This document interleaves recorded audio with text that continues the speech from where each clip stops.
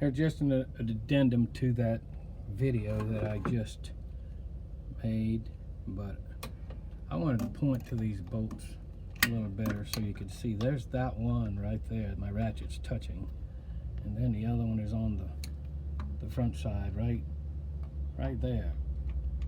And that's the thermostat. You take this hose clamp loose. This is the thermostat housing. You lift it straight up, and inside of here is the thermostat. You got to be cautious when you put it in, because I put it in the first time, and if it's not in all the way, water comes shooting out here. And I'm not afraid to tell you I made a mistake, and I had to take it out and put it back in. But while you're at it, these hose clamps, if they're a little rusted, I would buy new ones, because some of them get to looking like this, and they don't want to tighten up, and they're a pain in the neck. And see, and I couldn't even find one. They're very hard to find. And this one here that I put on is a little too big, a lot too big, but it was all I could find. It seems like there's a shortage of everything.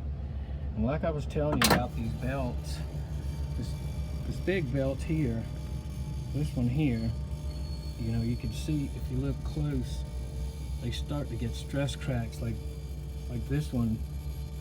Let me see if I can get to it.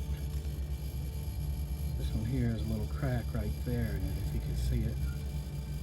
And when they start to have them little cracks, they need to be changed.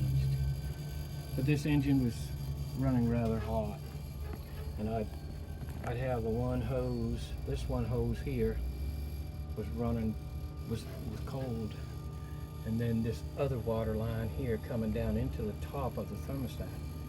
It was so hot it burned your hand. But now I've checked them, and we got a new thermostat, because they had a new water pump and a brand new thermostat with it, but evidently the brand new one's stuck, and you do get bad parts.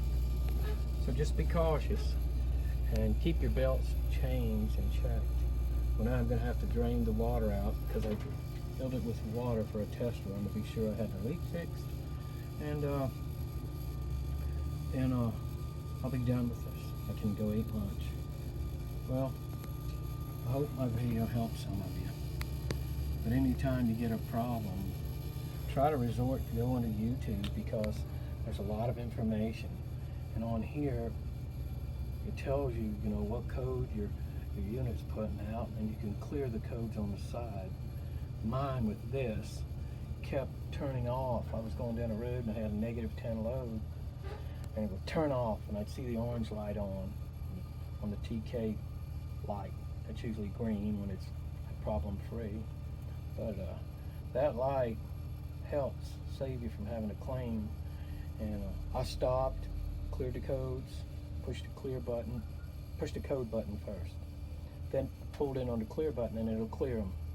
But either write them down or record them somehow so you know what you're going through. And then as soon as you get that load off, try and address the problem. See, I kept driving, saying, oh, I'm just going to clear it, I'm just going to clear it. And it potentially got worse. I could ruin the engine, you know, it costs a lot of money. And here I spent a couple of hours and found a problem. But anyway, be glad to help. My name's Lou. I got Lou's Towing. I do trucking and towing. Hope I've helped some of you. Have a great day.